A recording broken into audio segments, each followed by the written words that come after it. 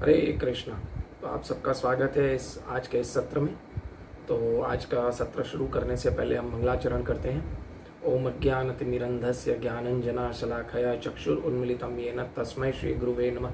श्री चैतन्य मनोभीष्टं स्थापितं येन भूतले स्वयं रूप कदा मह्यं ददाति स्वपदान्तिकं वन्देऽहं श्रीगुरो श्रीयुतपदकमलं श्रीरूपं साग्रजातं रघुनाथान्वितां तं सजीवं साद्वैतं सावधूतं परिजनसहितं श्रीकृष्ण चैतन्य देवं राधाकृष्ण पादान् सगण ललितान् विशाखान्वितश्च।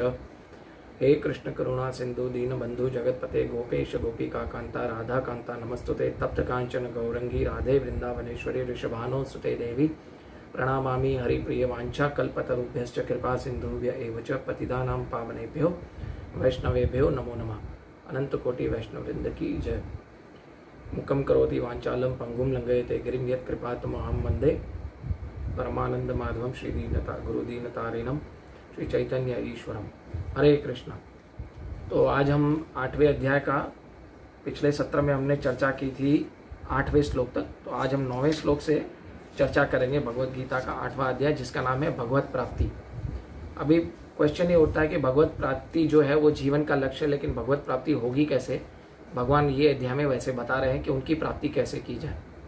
तो पहले 8 श्लोकों में हमने पहले 2 श्लोक में देखा कि अर्जुन कुछ सवाल पूछता है भगवान से, कुछ प्रश्न पूछता है और उन प्रश्नों का उत्तर भगवान श्री कृष्ण 8वें श्लोक तक देते हैं, जिसमें 8 प्रश्न थे और उसमें 2 श्लोक में भगवान 7 प्रश्नों का उत्तर देते हैं और बाकी जो है 3 श्लोक में भगवान जो है बाकी के प्रश्नों का उत्तर देते हैं। परंतु अभी यहाँ से भगवान थोड़ा टॉपिक चेंज कर रहे हैं। भगवान बता रहे हैं कि भगवान मेरी प्राप्ति जो है, भगवान की खुद की प्राप्ति किसको होती है, किसको नहीं होती है और कैसे प्राप्त किया जाए, यहाँ पे भगवान ऐसे बताएंगे 8वें श्लोक से। और देखा जाए तो बहुत सारे लोग है ना, हे भगवान चिल्लाते हैं और चिल्लाने से भगवान आपको नहीं मिल जाते। ठीक है, भगवान को प्राप्त करने के लिए उनकी भक्ति करनी पड़ती है, उनकी सेवा करनी पड़ती है, तभी जाके भगवान प्राप्त होते हैं। जैसे कोई लेडी है, वो प्रेग्नेंट नहीं है, लेकिन वो सिर्फ चिल्लाने से उसको बच्चा पैदा नहीं होता है। 9 महीने उसको गर्भ में बच्चे को रखेगी, तभी जाके उसको लेबर पेन होगा और बाद में जाके वो चिल्लाएगी तो उसको बच्चा पैदा होगा। वो जोर लगाती है तभी जाके उसको बच्चा पैदा होता है। तो बच्चा पैदा करने के लिए भी मेहनत चाहिए। तो आप देखें तो भगवान को प्राप्त करने के लिए कितनी मेहनत चाहिए। लेकिन भगवान आगे बताते हैं कि भक्ति कैसे की जाए और आगे के अध्यायों में भी बताते हैं और यहाँ पे भी बताते हैं कितनी सुलभ है भक्ति, वो भी भगवान बताते हैं।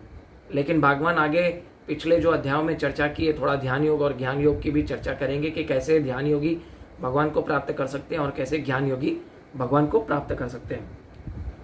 भगवान यहाँ पे आगे और भी बताते हैं कि मृत्यु का जैसे मृत्यु के समय आप मेरा स्मरण करोगे। 8वें अध्याय के इसी अध्याय में 5वें और 6ठे श्लोक में भगवान ने बताया कि अगर आप मृत्यु के समय मेरा स्मरण करोगे तो आप मुझे प्राप्त होगे। तो आगे यहाँ पे भगवान बता रहे हैं कि मृत्यु में के समय आप स्मरण कैसे कर सकते हो। ठीक है, और बहुत सारे लोग ये हैं कि जानते ही नहीं कि भगवान कौन है। ठीक है, और उनसे आप आसक्ति, इस संसार से आसक्ति का एक्सपेक्टेशंस कर ही नहीं सकते। और यहाँ पे आगे भगवान अपने जो है क्वालिटी बताते हैं खुद की। तो आइए हम देखते हैं कि भगवान क्या बता रहे हैं। 8वें अध्याय के 9वें श्लोक में भगवान बता रहे हैं कि मनुष्य को चाहिए कि परम पुरुष का ध्यान सर्वज्ञ, पुरातन नियंता, लघुतम से लघुतर, प्रत्येक का पालन करता, समस्त भौतिक बुद्धि से परे, अचिंत्य तथा नित्य पुरुष के रूप में करे। वे सूर्य की भांति तेजवान है और इस भौतिक प्रकृति से परे और दिव्य रूप है। अभी भगवान यहाँ पे अपनी खुद की क्वालिटी बता रहे हैं। क्या बता रहे हैं कि भगवान बता रहे हैं कि मैं पुराणम हूँ, अणु हूँ, सर्वस्व हूँ, लघुतम हूँ, भौतिक इससे परे हूँ। तो कैसे उनको जाना जाए। तो एक्चुअली ये सिर्फ जानना पर्याप्त नहीं है। ठीक है, ये अब बहुत लोग बोलते भी हैं भगवान लघु से लघुतम है, पुरातन है, सर्वव्यापी है। ठीक है, और भगवान बहुत सारा कुछ बताते हैं, लेकिन ये सिर्फ जानना पर्याप्त नहीं है। उसको कैसे प्रैक्टिकल किया जाए अपनी लाइफ में, उनको भगवान को हर एक वस्तु में भगवान का हाथ कैसे देखा जाए, मेन वो हमें देखना है। आगे भगवान वो भी बताएंगे। ठीक है, तो ये सिर्फ जानना काफी नहीं है, हमें प्रैक्टिकल है। लघुतम का मतलब क्या बता रहे हैं भगवान? लघुतम का मतलब, भगवान का कहने का मतलब है कि वो कण कण में है, हर जगह में विस्तृत है, लेकिन हमें नहीं दिखेंगे जब तक हम प्रैक्टिकली भगवान की सेवा नहीं करेंगे, भगवान के साथ जैसे हमारा संबंध नहीं जुड़ेगा, तब तक हम भगवान को देखने की कोशिश नहीं कर सकते। तो हम ये कैसे करेंगे? जब तक हम भगवान को सेवा करेंगे, भगवान की भक्ति करेंगे, तब जाके हमें पता चलेगा कि भगवान कण कण में और हर वस्तु में जो है हम भगवान को देख सकते हैं। अदरवाइज इट इज इम्पॉसिबल, ये पॉसिबल ही नहीं है कि हम भगवान को कण कण में देख सकते हैं। भगवान को समस्त भौतिक वस्तु से परे है, मतलब भगवान यहाँ पे बता रहे हैं इस श्लोक में, समस्त भौतिक वस्तु के से परे, यानी भगवान को अपने भौतिक जो मटेरियल इंटेलिजेंस है, जो बहुत सारे लोग भगवान के बारे में बातें करते हैं, ठीक है, अपने मटेरियल इंटेलिजेंस से भगवान को नहीं समझा जा सकता। भगवान को कैसे समझा जा सकता है? स्पिरिचुअल इंटेलिजेंस के साथ समझा जा सकता है। और वो स्पिरिचुअल इंटेलिजेंस आएगा कैसे हमारे पास? वो शास्त्र पढ़ के आएगा, लेकिन शास्त्र हम खुद पढ़ेंगे तो भी नहीं हमें पता चलेगा। इसलिए भगवान चौथे अध्याय के 34वें श्लोक में क्या बोलते हैं? तद विधि प्रणिपातेन परिप्रश्नेन सेवया उपदेशन्ति ते ज्ञानम ज्ञानस तत्वदर्शिना ज्ञानीनाम तत्वदर्शिना। यानी ऐसे गुरु के पास जाओ जो प्रामाणिक है, जिसने तत्व का दर्शन किया है, और जिसने आप उनके पास जाके विनीत भाव से प्रश्न करें, परिप्रश्नेना। ऐसे प्रश्न ना करें कि मेरा धंधा कैसा चलेगा, मेरी बेटी की शादी नहीं हो रही है, या वो नहीं, भगवान के बारे में प्रश्न करें, सेल्फ रियलाइजेशन, आत्म साक्षात्कार के बारे में प्रश्न करें, तभी जाके हम भगवान की भक्ति कर सकेंगे और भगवान के बारे में समझ सकेंगे। इसका मतलब है कि भौतिक, इसलिए भगवान बोल रहे हैं कि मैं भौतिक वस्तुओं से परे हूं। और दूसरा नाम है भगवान का अधोक्षज। अधोक्षज भगवान को इसलिए बोलते हैं क्योंकि जैसे हम भगवान को अपनी भौतिक बुद्धि से समझने की कोशिश करते हैं, तो भगवान हमें अधो यानी पीछे धकेल देते हैं, है ना, पीछे धकेल देते हैं कि तुम अपनी बुद्धि से मुझे कभी नहीं समझ पाओगे। वो भगवान सीधा आपको पीछे धकेल देंगे, इसीलिए उनका नाम अधोक्षज है। हमें जाके गुरु के पास जाके, प्रामाणिक गुरु, ऐसे ढोंगी गुरु के पास जाके हमें नहीं बोलना है कि क्या है। प्रामाणिक गुरु के पास जाके हमें समझना पड़ेगा कि भगवान का गुण, रूप, नाम, लीला इत्यादि के बारे में समझेंगे तो हमें समझ में आएगा, और हम हर कण कण में भगवान को देखेंगे। हम भगवान को समझ पाएंगे कि वो पुरातन है, आदि पुरुष, गोविंदम आदि पुरुषम तमहम भजामि, जैसे ब्रह्मा जी कहते हैं। फिर हमें समझ में आएगा कि वो नियंता है, वो अचिंत्य है। अचिंत्य मतलब दिव्य है ना, अपना हमारी उनकी जो लीला है, उनके जो गुण है, उनका जो रूप है, अचिंत्य, हमारे शक्ति से, सोचने की शक्ति से परे है। भगवान खुद भी अपने गुणों के बारे में इतना नहीं जानते। वो कैसे? वो श्रील प्रभुपाद बताते हैं कि भगवान जैसे खुद अपने गुणों के बारे में जानने की कोशिश करते हैं, उनके गुण और बढ़ जाते हैं। इसीलिए भगवान अपने गुणों के बारे में नहीं जान सकते। ऐसा नहीं है कि भगवान जो है इन गुणों में बन जाते हैं, 3 गुणों में नहीं। भगवान 3 गुणों से ऊपर है। भगवान ने ही 3 गुण बनाए हैं। एक्चुअली माया जो है भगवान के अधीन है, परंतु भगवान अचिंत्य है और भगवान अच्युत भी है। अच्युत यानी अपनी पोजीशन से कभी नहीं गिरते। जब भगवान 3 दिन के थे तो तभी उन्होंने पूतना का वध किया। जब भगवान 3 महीने के थे तो उन्होंने शक्टासुर का वध किया। जब भगवान और थोड़े बड़े हुए तो उन्होंने बगासुर, आना, अलग अलग असुरों का वध किया। तो भगवान 3 दिन के हो, 3 महीने के हो, 6 महीने के हो, 6 साल के हो, लेकिन भगवान हमेशा भगवान रहते हैं, अच्युत है, वो अपनी पोजीशन से कभी नहीं गिरते। तो ये हमें समझना होगा, ठीक है। और अचिंत्य का दूसरा भी अर्थ है कि वो कभी कभी कुछ बोलते हैं, कभी कभी विरोधाभासी बोलते हैं, लेकिन जब हम प्रामाणिक गुरु से कुछ चीजें ये समझेंगे नहीं, विरोधाभासी चीजें, तो हमें समझ में नहीं आएगा कि भगवान अचिंत्य कैसे हैं। अचिंत्य का दूसरा अर्थ होता है दिव्य है, भगवान दिव्य है, ठीक है। अभी अगला श्लोक लेते हैं। मृत्यु के समय जो व्यक्ति, हम इसका संस्कृत पढ़ेंगे, प्रयाण काले मना सचलेन भक्त्या युक्तो योग बलेन चैव भ्रुवो मध्ये प्राणमवेश्य सम्यक सतम परम पुरुषोपैति दिव्यम। यानी मृत्यु के समय जो व्यक्ति अपने प्राण को भुवों के मध्य स्थिर पर कर लेता है और योग शक्ति के द्वारा अविचलित मन से पूर्ण भक्ति के साथ परमेश्वर के स्मरण में अपने को लगाता है, तो निश्चित रूप से वो भगवान को प्राप्त करता है। अभी भगवान यहाँ पे बता रहे हैं योग पद्धति और ध्यान पद्धति बता रहे हैं कि जो योगी लोग होते हैं, जो ज्ञानी लोग होते हैं और जो ध्यानी लोग होते हैं, वो कैसे मुझे प्राप्त करते हैं, कि नाक के भुवों के बीच में आँख को लगाते हैं, और ऐसे अलग अलग बता रहे हैं कि कैसे मुझे प्राप्त कर सकते हैं। लेकिन कलयुग में ये संभव नहीं है।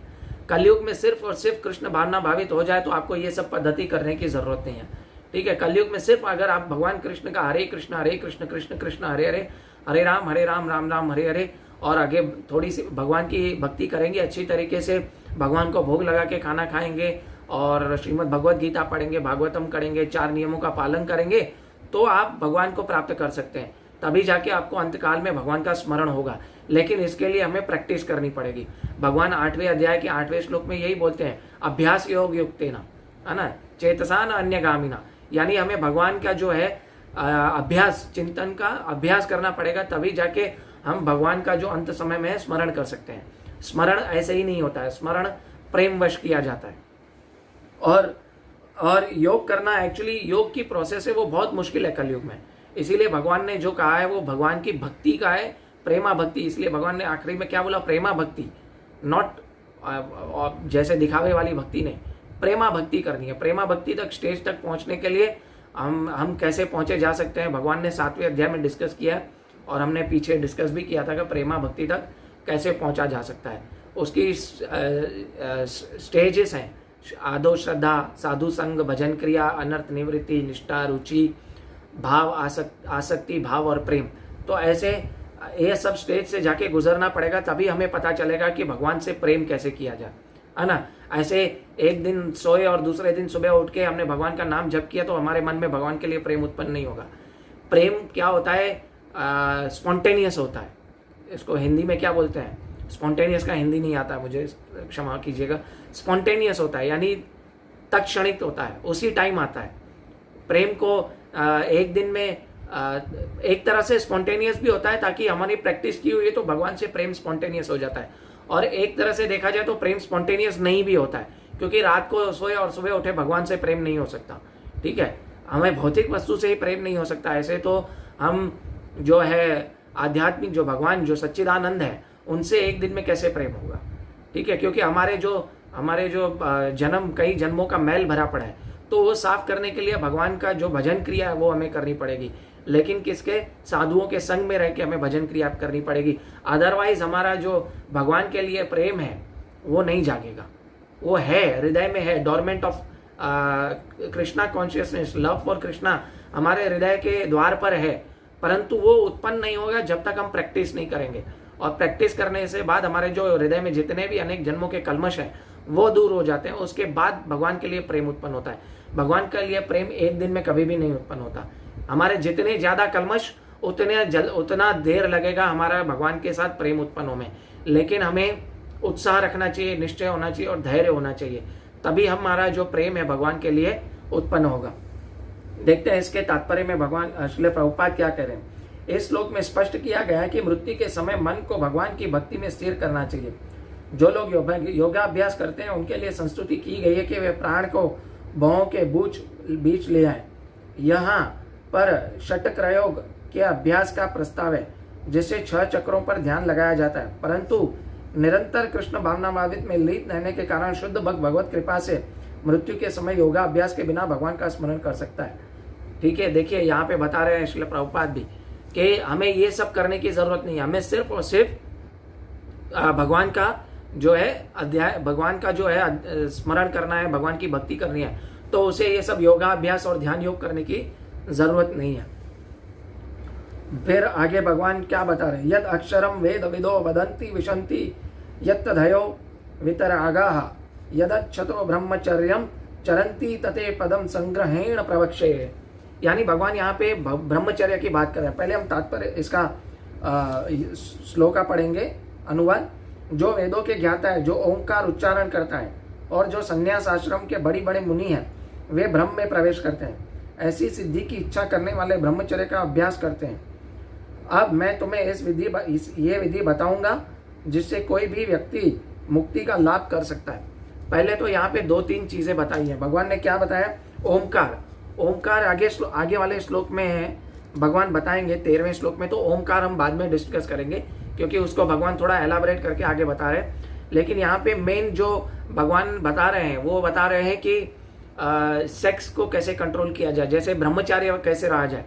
आजकल अगर आप देखें तो बहुत सारे स्कूल तथाकथित इंस्टीट्यूशंस खुले हैं, आपको बहुत सारा एजुकेशन देंगे, but they will not tell you, आपको वो कैसे बताएंगे ही नहीं कि ब्रह्मचर्य का पालन कैसे किया जाए। आप अगर देखें कि आप अगर कोई व्यक्ति है 25 साल तक अपना अगर ब्रह्मचार्य व्रत को स्थापित करता है तो वो क्या होता है, उसका मेन बुद्धि बढ़ती है, उसका इम्यूनिटी पावर बढ़ता है, उसका ओजस तेजस यानी इम्यूनिटी पावर बढ़ता है, बहुत सारी वस्तुएं होता है। वो अपने वीर्य को ऐसे स्खलित नहीं करना चाहिए किसी को भी। तो ये सब चीजें हैं जो हमें शास्त्रों सिखाती हैं। आपको तथाकथित जो आजकल के मॉडर्न स्कूल हैं वो हमें नहीं सिखाते ब्रह्मचार्य पालन कैसे किया जाए। पहले के जमाने में गुरुकुल हुआ करते थे, वो हमें सिखाते थे कि ब्रह्मचार्य का पालन कैसे किया जाए और कैसे गृहस्थ आश्रम का पालन किया जाए, और गृहस्थ आश्रम में रह के भी अपनी सेक्स डिजायर्स को लिमिटेड रखते हुए ब्रह्मचार्य का पालन कैसे किया जाए। क्योंकि आजकल लोग जो बहुत सारे लोग जो हैं लिविंग रिलेशनशिप में रह रहे हैं और शादी भी इसलिए कर सकते हैं so that they can enjoy sex life. Actually sex life is not for recreation, it is for procreation, है ना। तो सेक्स लाइफ एंजॉय करने के लिए बहुत सारे लोग शादी करते हैं और वो शादी के बाहर भी सेक्स लाइफ एंजॉय करते हैं, जो पाप है। तो ये जो है ब्रह्मचार्य की ट्रेनिंग नहीं मिली है। आजकल के कलयुग में ब्रह्मचर्य की ट्रेनिंग नहीं मिलती है, गुरुकुल नहीं है। पहले के लोग में 7,000 गुरुकुल थे पूरे भारत में, 7 लाख सॉरी, आज 700 गुरुकुल भी नहीं है। क्यों? क्योंकि हमने हमारी संस्कृति को भुला दिया है और इवन मुगलों ने आके हमारे संस्कृति को छिन्न भिन्न कर दिया।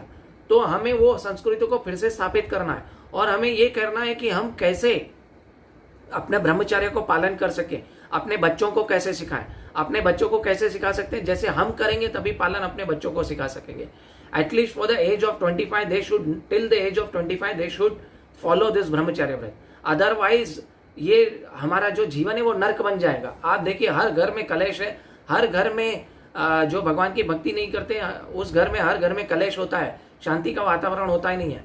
क्योंकि बहुत सारे जो नियम है वो कोई पालन कर ही नहीं रहा है। स्पेशली 4 नियम जो है वो कोई पालन नहीं कर रहा है, बेसिक 4 नियम, ठीक है। No meat eating, no intoxication, no gambling, no illicit sex, ये 4 नियम है वो हर व्यक्ति को पालन करने चाहिए, ठीक है। वो चाहे लेडी हो, वो चाहे बच्चा हो, वो चाहे बूढ़ा हो, वो चाहे जवान हो, कुछ भी हो, उन सबको ये 4 नियम पालन करेंगे और भगवान का नाम जप करेंगे तो आप इसी जन्म में भगवत धाम वापस जाएंगे। आप जन्म मृत्यु के चक्कर में नहीं फंसेंगे और घर जो है वैकुंठ बन जाएगा। आपको अलग वैकुंठ की मुक्ति की जो है नहीं करनी पड़ेगी, प्रयास नहीं करना पड़ेगा, क्योंकि हम जो है वो जीते जी मुक्त हो जाएंगे, ठीक है। इसका ब्रह्मचर्य के बारे में श्रील प्रभुपाद तात्पर्य में क्या बोलते हैं सुनते हैं पहले।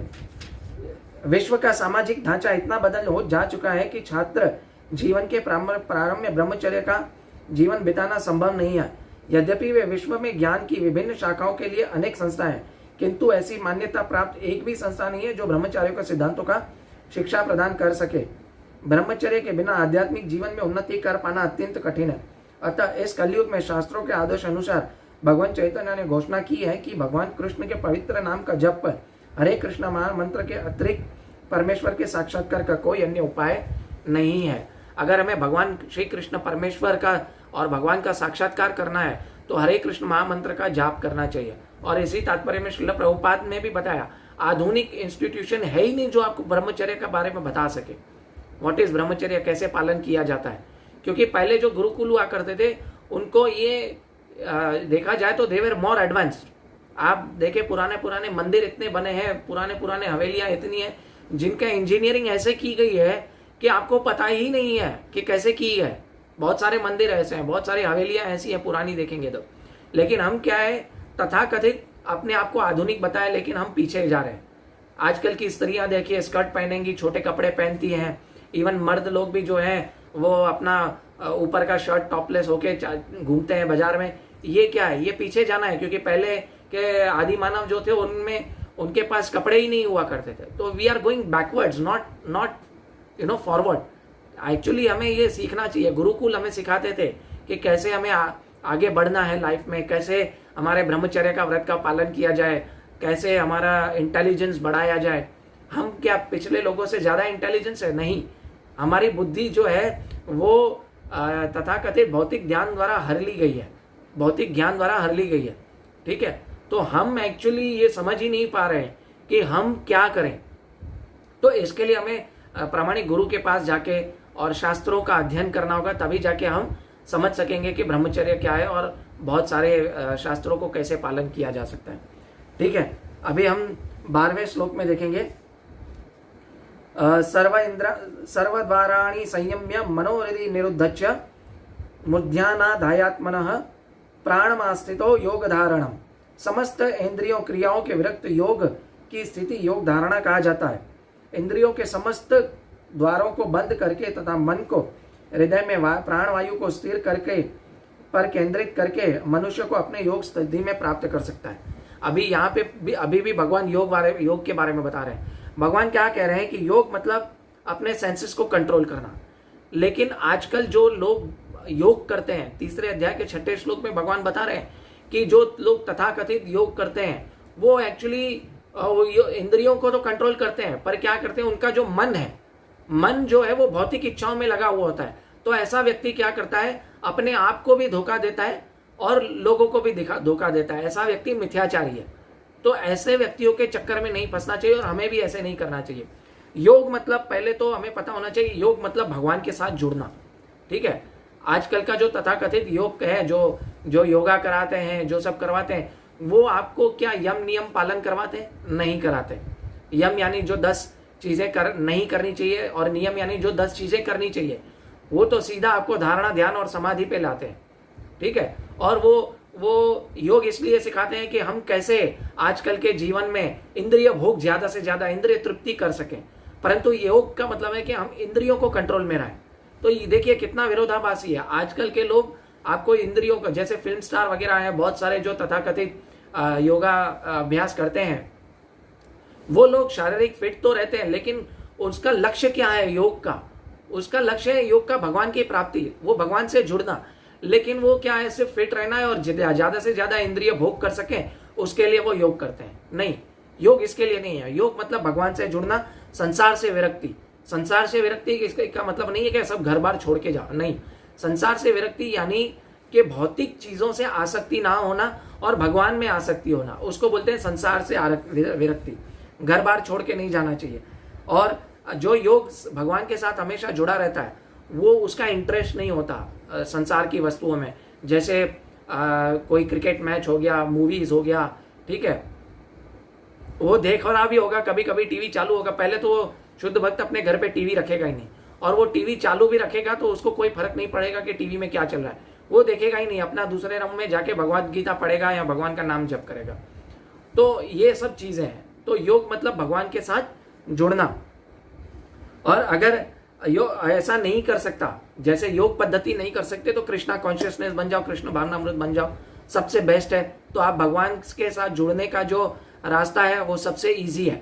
मतलब that's the easiest way to to have relationship with God, Krishna. ठीक है, अभी हम इसका तात्पर्य पढ़ेंगे। इसमें इंद्रियों नेत्र, कान, नाक, कान, जीभ तथा स्पर्श एवं पूर्णतया वश में करके इंद्रिय तृप्ति में लिप्त होना नहीं दिया जाता। इस प्रकार मन हृदय में स्थित परमात्मा में केंद्रित होकर के प्राणवायु को सिर के ऊपर चढ़ाया जाता है। इसका विस्तृत वर्णन 6ठे अध्याय में हो चुका है, किंतु जैसा कि पहले कहा जा चुका है कि यह विधि व्यावहारिक नहीं है। देखिए यहाँ पे भी श्रील प्रभुपाद तात्पर्य में बता रहे हैं, कलयुग के लिए यह विधि व्यावहारिक नहीं है। योग पद्धति नहीं कर सकते, बहुत कठिन है।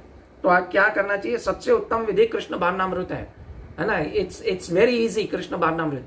और आप भगवान के साथ जब भी डीटी वर्शिप करोगे, तो अर्च विग्रह की सेवा करोगे, तो भगवान के साथ आप बहुत जल्दी आपका संबंध स्थापित हो जाएगा।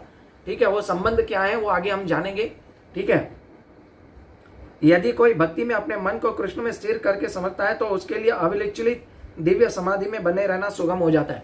देखिए, समाधि का मतलब यह नहीं है कि कृष्ण भावना भावित व्यक्ति हमेशा समाधि में होता है। हाँ, समाधि का मतलब यह नहीं कि आप ऐसे करके बैठ गए, आंखें बंद करके स्ट्रेट बैठ गए, उसको समाधि नहीं कहते। समाधि मतलब आप चलते फिरते जीते जागते भगवान के बारे में सोच रहे हो, आपकी बुद्धि स्थिर है, भगवान के बारे में केंद्रित है, तो आप समाधि में हो। अब इसमें भी एक प्रॉब्लम है, बहुत सारे लोग बोलते हैं मैं मन में भगवान का नाम लेता हूँ, ये भी पॉसिबल नहीं है। बहुत सारे लोग बोलते हैं क्या आप माला में जप करते हो, जोर से 16 माला काउंट करके करते हो, ये है वो है, आप दिखावा करते हो, हरे कृष्ण मंत्र का जाप करते हो, ये दिखावा है। मैं तो मन में भगवान का नाम लेता हूँ। मैं उसको बोलूंगा अब गधा है तू, मन में भगवान का पहले तो नाम। आप दिन में, साइंस के हमारे शास्त्र भी प्रूव कर चुके हैं कि दिन में व्यक्ति जो है 88,000 डिफरेंट टाइप्स ऑफ थिंकिंग सोचता है। 88,000 टाइम्स बार बार मन घूम फिर के कई चीजों पे आता है। 88,000 टाइम्स हमारा मन सोचता है। जब तक हम भगवान को मन कृष्ण में नहीं लगाएंगे और भगवान की इंद्रियों को भगवान की सेवा में नहीं लगाएंगे, तब तक हम भगवान का नाम मन में भी नहीं ले सकते। बहुत सारे लोग बोलेंगे कि मन में भगवान का स्मरण करता हूं, सॉरी, ऐसा नहीं होता। भगवान का मन में स्मरण तभी होगा जब तक आप पहले प्रैक्टिकली उसका जोर से नाम नहीं जपोगे, करणों द्वारा सुनोगे नहीं, जब तक भगवान की इंद्रियों से सेवा नहीं करोगे, तब तक आप मन से भी भगवान को स्मरण नहीं कर सकते। ठीक है, अभी 13वां श्लोक भगवान क्या कह रहे हैं कि इस योगाभ्यास में, पहले इसका श्लोका पढ़ेंगे। ओम इति अक्षरम, ओम इति का अक्षरम ब्रह्म व्याहरम माम अनुस्मरणम यह प्रयाति त्यज देहम स याति परमाम गतिम। यानी भगवान यहाँ पे क्या बता रहे हैं कि इस योगाभ्यास में स्थित होकर अक्षरों के परम संयोग यानी ओंकार का उच्चारण करते हुए यदि कोई भगवान का चिंतन करता है और अपने शरीर का त्याग करता है तो वो निश्चित रूप से आध्यात्मिक लोगों को जाता है। अभी ओम का मतलब क्या है, भगवान भगवत गीता के आगे श्लोक में बताते हैं ओम का मतलब क्या है। पितामहस्य जगतो माता धोता पितामह वेदों पवित्रो ओमकारम। वेदों का ओमकार भी मैं हूं, भगवान कहते हैं, है ना। तो ओम जो है वो भगवान ही है। परंतु अगर ओम कौन करता है, ओम जो ध्यान में बैठता है, जो योग में बैठता है, वो ओम करता है। जिसको भगवान की सेवा नहीं करनी है वो ओम करता है। लेकिन जिसको भगवान की सेवा करनी है इंद्रियों से, जो अभी इस कलयुग में पॉसिबल नहीं है कि आप ध्यान करो। सतयुग में था कृते ध्याय तो विष्णु त्रेतायाम यजते मखा द्वापरे परिचारण्य कलो तत् कीर्तन्य हरि। के सतयुग में जो भगवान को पाने का रास्ता था वो क्या था, वो ध्यान करना था, भगवान के ध्यान लगाना था। त्रेता युग में भगवान का हवन कुंड में अग्नि में आहुति देना था। और द्वापर युग में भगवान के बड़े बड़े जो विशाल मंदिर ऐश्वर्य पूर्ण भगवान की सेवा करने का था। लेकिन कलो तत् कीर्तन्य हरि, हरि का कीर्तन कलयुग में ही रिकमेंडेशन है भगवान को प्राप्त करने के लिए।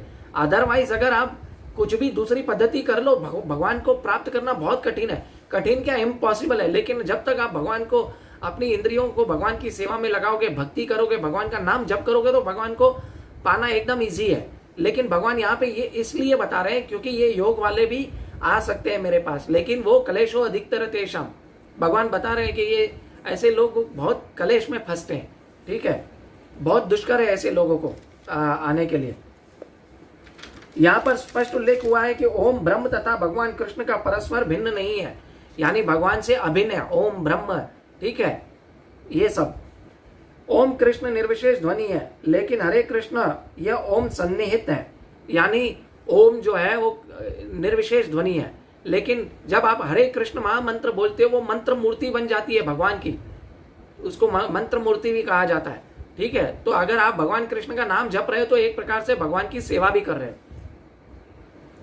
इस युग के लिए हरे कृष्ण महामंत्र जप की संस्तुति स्पष्ट संस्तुति है। अतः यदि कोई हरे कृष्ण महामंत्र का जप करता है, करते हुए शरीर त्यागता है, तो वह अभ्यास के गुणा अनुसार आध्यात्मिक लोकों के किसी एक लोक में जाता है। कृष्ण के भक्त कृष्ण लोक में या गोलोक वृंदावन के में जाते हैं। सगुण वादुओं के लिए आध्यात्मिक आकाश में अन्य का लोक है जिन्हें वैकुंठ लोक कहते हैं, किंतु निरेशवादी तो ब्रह्म ज्योति में ही रह जाते हैं।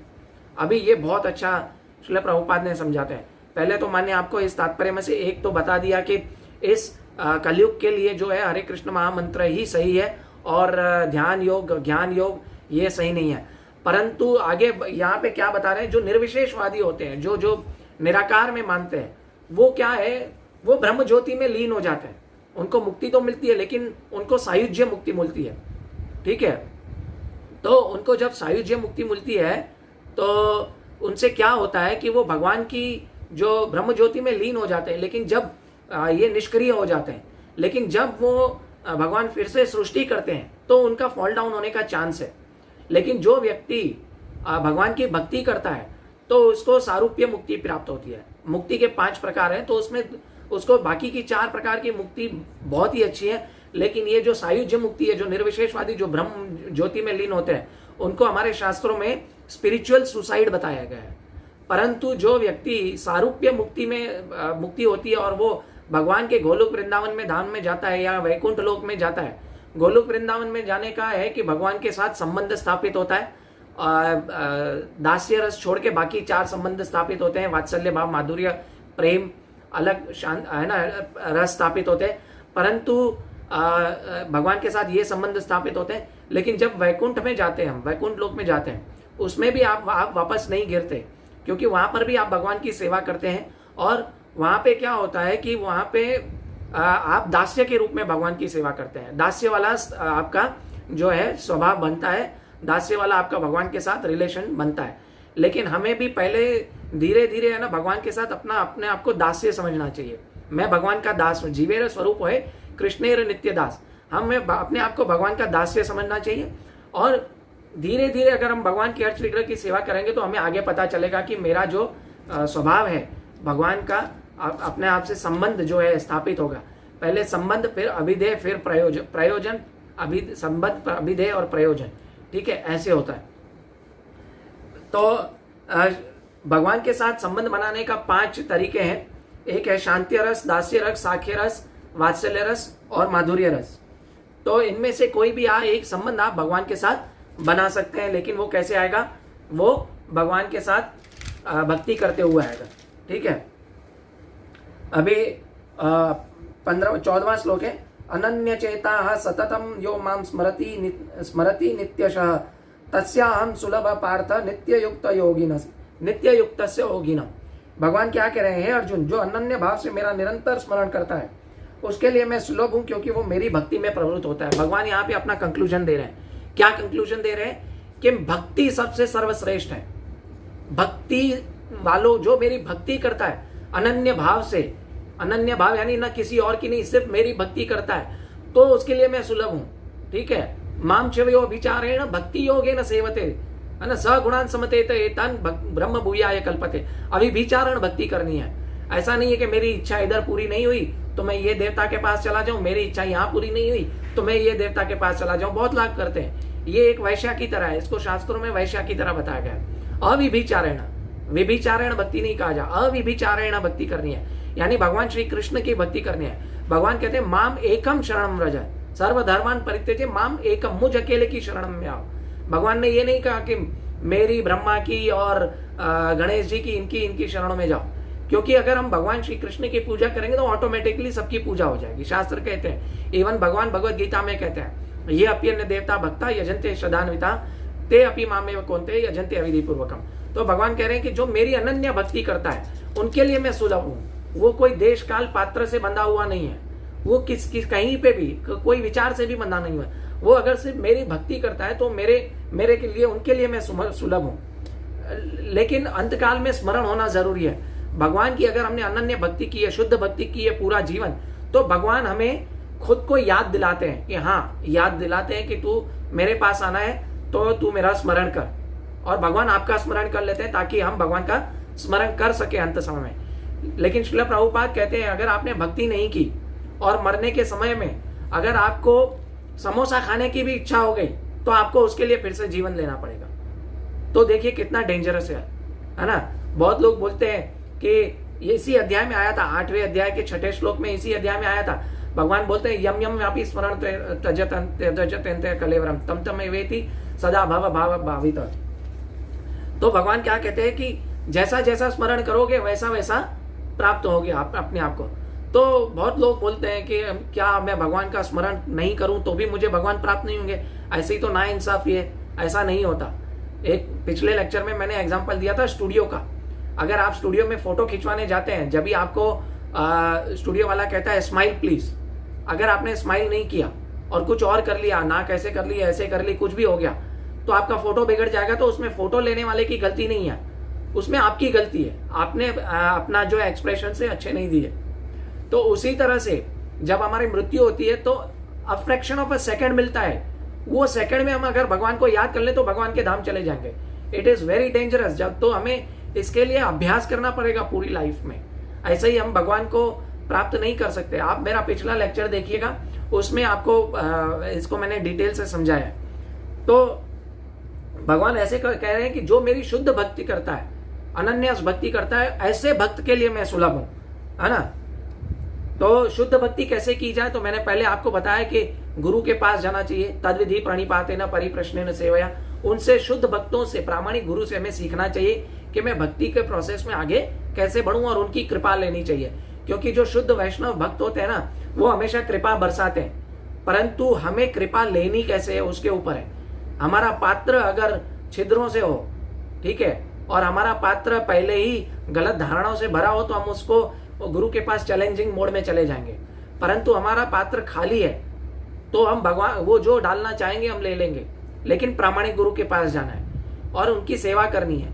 नहीं तो या तो हमारा पात्र छिद्रों से हो, यानी होल्स हो हमारे पात्र में, तो कितनी भी कृपा बरसे तो हम ले नहीं पाएंगे, क्योंकि वो छिद्रों से बाहर निकल जाएगी। So we have to be very careful when we are going to guru, और गुरु भी जो बोलता है तो उसे एक्सेप्ट करना चाहिए, वो प्रामाणिक गुरु है तो, ठीक है। इसमें प्रामाणिक गुरु की चर्चा मैंने एक लेक्चर में की थी, आप उसको भी सुन लीजिएगा, ठीक है। फिर अभी भगवान, आज का आखिरी श्लोक है, भगवान क्या कह रहे हैं कि मुझे प्राप्त करके जो पहले इसका श्लोक पढ़ेंगे, माम उपेत पुनर्जन्म दुखालयम अशाश्वतम नाप्नुवन्ति महात्मानम संसिद्धिम परमाम गता। ये बहुत इंपॉर्टेंट श्लोक है कि मुझे प्राप्त करके महापुरुष जो भक्ति योगी कभी कभी दुखों से पूर्ण इस अनित्य जगत में नहीं लौटते, क्योंकि वो परम सिद्धि को प्राप्त कर चुके होते हैं। अभी देखिए भगवान यहाँ पे क्या कह रहे हैं कि ये जगत जो है वो दुखालयम है।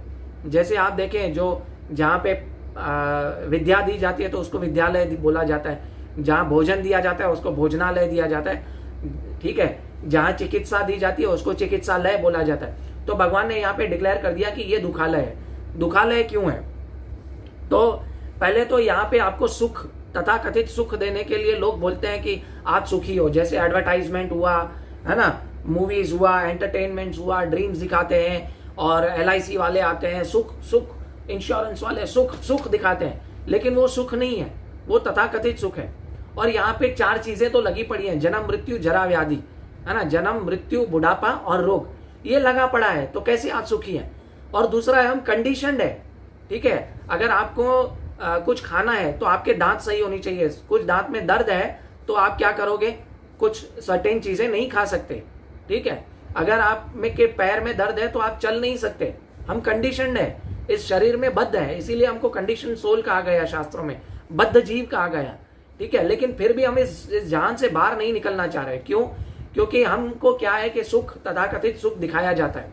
और दूसरा ये है कि हम इसलिए नहीं निकलना चाहते क्योंकि इसको दुर्ग कहा गया, जेल। अगर कोई जेल में हो तो मूर्ख व्यक्ति वो जेल में क्या बोलता है, हथकड़ी सोने की है, ठीक है, और इसको जेल में सलाखें सोने की है, और सोने के लिए अच्छा बेड है, AC है, TV है, फ्रीजर है ना, जिसको दारू पीने की इच्छा है दारू भी पी रहा है, लेकिन उस मूर्ख को पता नहीं है वो जेल में है, उसको वो रियलाइज ही नहीं होता, क्योंकि वो उससे बाहर निकलना ही नहीं चाह रहा। लेकिन बुद्धिमान व्यक्ति कौन है? बुद्धिमान व्यक्ति वो है जो इस अनित्य जगत से, अशाश्वत जगत से बाहर निकलना चाहता है, वो बुद्धिमान व्यक्ति है, ठीक है। एक जेलर आया, ठीक है, एक प्रधानमंत्री अगर जेल की विजिट करता है तो एक व्यक्ति बोलेगा मुझे ये फैसिलिटी दे दो जो मैंने पहले बताया, और एक व्यक्ति बोलेगा कि मुझे मेरी प्लीज सजा कम कर दो, मुझे जाना है यहां से। तो दोनों में से बुद्धिमान कौन है? दोनों में से बुद्धिमान वो है कि जो व्यक्ति यहां से बाहर निकलना चाहता है, जेल से बाहर निकलना चाहता है। लेकिन प्रॉब्लम ये है कि हम जेल से बाहर निकलना भी नहीं चाहते, और लोगों को ये पता भी नहीं है कि जेल, कोई व्यक्ति कैदी छूट के जाए और उसे बाहर कोई लेने नहीं आए तो वो क्या करेगा, वो सोचेगा मैं अंदर ही बेटर था, वापस अंदर चला जाता है। ऐसे हुए बहुत सारे किस्से। तो हमें पता ही नहीं है कि हमें कहाँ जाना है, तो इस भव बंधन से छूट के हमें भगवत धाम जाना है, ये पता ही नहीं है। इसीलिए हम क्या करते हैं कि हम इस जेल से छूटने का प्रयास ही नहीं कर रहे हैं, है ना। तो ये हमें बहुत अच्छी तरीके से समझना होगा कि हम इस जेल से निकलना है, हमें ये जन्म मृत्यु के चक्कर से निकलना है, जहां जन्म मृत्यु जरा व्याधि, ये 4 दुख दोषानुदर्शनम, 13वें अध्याय में बोलते हैं भगवान, जन्म मृत्यु जरा व्याधि दुख दोषानुदर्शनम, ये दुखों का कारण है, ये दोष है, ये जगत भी अनित्य है, ठीक है, ये सत्य है लेकिन परंतु अनित्य है। और बहुत सारे लोग बड़े बड़े घर बनाते हैं, ठीक है, लेकिन एक भक्त बड़ा बड़ा घर बनाएगा तो भगवान की सेवा के लिए बनाएगा, वो लोगों को बुलाएगा, भक्ति करेगा, कीर्तन करेगा, प्रसादम बांटेगा, वैष्णवों को बुलाएगा, आचार्यों को बुलाएगा, ठीक है। लेकिन एक जब एक अभक्त घर बनाएगा तो वहां पे क्या करेगा, दारू की पार्टी करेगा, क्लब की पार्टी करेगा, मांस मच्छी खाएगा, ठीक है, वो ऐसी पार्टी करेगा। तो भक्त में और जो जो अभक्त है उसमें देखिए कितना बड़ा फर्क है, क्योंकि जो भक्त है उसको पता है मुझे यहाँ से बाहर निकलना है। एक मैं एग्जांपल हमेशा देता हूँ, तो जो भक्त और अभक्त का, कि अगर आपने देखा कि चौराहे पे कहीं बैठते होते हैं जो भविष्यवाणी बताते हैं, तोता पिंजरे से निकलता है और तोता क्या करता है कि कार्ड उठाता है और वापस पिंजरे की ओर मुड़ जाता है गोल। वो तोता कितना मूर्ख है, वो चाहे तो उड़ सकता है, क्योंकि वो उसको पता नहीं है मुझे उड़ना चाहिए, मेरा मालिक भी कुछ नहीं कर पाएगा। तो हम सेम ऐसे हैं, हम क्या है, वापस कर्मों के बंधन में फंस रहे हैं, अपने आप को फंसा रहे हैं, बड़े बड़े घर बना के, है ना, सब कुछ वेस्ट करके अपने आप को इस जगत में और फंसा रहे हैं। तो हमें इस बंधन से छूटने के लिए हम उस मूर्ख तोते की तरह वापस नहीं आना है, हमें उड़ जाना है, यहाँ से इस अनित्य जगत से शाश्वत जगत में जाने का मार्ग ढूंढना है हमें, ठीक है। तो ये दुखालयम अशाश्वतम है, यहाँ पे कंडीशन है, हम कंडीशन है, हर चीज को कहीं पे जाना है तो उसके लिए गाड़ी चाहिए, कहीं पे कुछ है तो हमें गाड़ी, वी आर कंडीशन सोल, इसीलिए हमें बहुत सारी 1 लाख कंडीशन है, और उन कंडीशन को पूरा करने के लिए भी हमें और 1 लाख कंडीशन है। तो ऐसे हमको इस जगत से बाहर निकलने के लिए हमें रास्ता ढूंढना चाहिए, प्रामाणिक गुरु के पास जाना है, प्रामाणिक परंपरा में पास जाके हमें शास्त्र पढ़ने चाहिए, भगवत गीता पढ़नी चाहिए, भगवान का नाम जप करना चाहिए, तो हम जन्म मृत्यु के चक्कर से छूट पाएंगे, ठीक है। हरे कृष्णा। तो आज का मैं ये यहीं पे समाप्त करता हूँ। तो कृपया मुझसे कुछ गलती हो गई हो तो मुझे क्षमा करें, और मैं सब वैष्णवों को सादर प्रणाम करते हुए इस क्लास का अंत करता हूँ। वांछा कल्पतरुभ्यश्च कृपा सिंधुभ्य एव च पतितानां पावनेभ्यो वैष्णवेभ्यो नमो नमः। अनंत कोटि वैष्णव वृंद की जय, श्रील प्रभुपाद की जय, गुरु महाराज की जय, निताई गौर प्रेमानंदे, हरि हरि बोल। हरे कृष्णा।